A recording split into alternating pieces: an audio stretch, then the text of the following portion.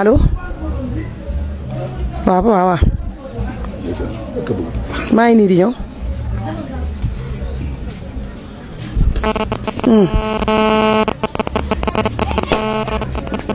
ok Bour Gueweul la ma taxawloo fii. man maa ko taxawloo fii Jinne man maa ñëw tey Gounass tey pour dogaaleel tey.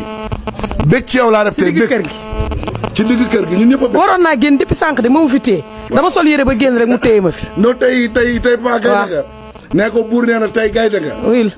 waa Jinne dama nekk nii ci entretien ak Ndeye Gueye mu doon seede ci yow lu rafet far nga woote man lu ci bari wax na ko xam naa ko fekk naa ko moo tax ma ne maa ngi def téléphone bi main libre nga sànni ma Ndeye Gueye ñaari baat internet bi pro yi dégg ko xam nga li ma wax jërëjëf kon Papa yow la ñuy déglu seeri Ndeye Gueye non amul solo te ay jàmm leen rek yu xeebu te nangu nañ saa su nekk rek lu ñu borom bi di jox ñun duñ mos a doyadul suñu borom ndax moom moo ñu sàkk te lu jiitu suñu judd defal nañu lépp moom yàlla moo ñu boole te dara du neex si àdduna ba tax ma daw wala ma reculer wala ma dellu ginnaaw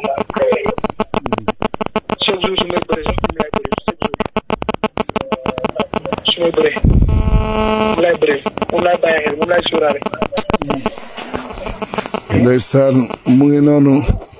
nit ku ma fonk la. nit ku ma bëgg la nit ku ma yëg la tamit.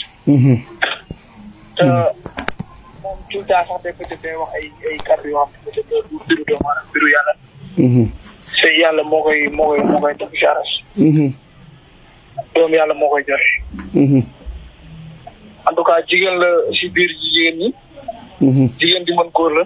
nit ku ma jàppale la nit ku ma taxawu la. man sant naa yàlla bu baax. alhamdulilah. maa ngi sant bu baax. alhamdulilah. julli si yéen di sant sumay ñaari waajur. xam ne man jaam laa kase. mënulu ma sama boobu dara. maa ngi sant bu baax nag. mais yaa ngi ñëw quand même supporter yaa ngi ci buntu kër gi fees fi del. sant naa bu baax a baax. fan nga toll Papa ndax supporter yaa ngi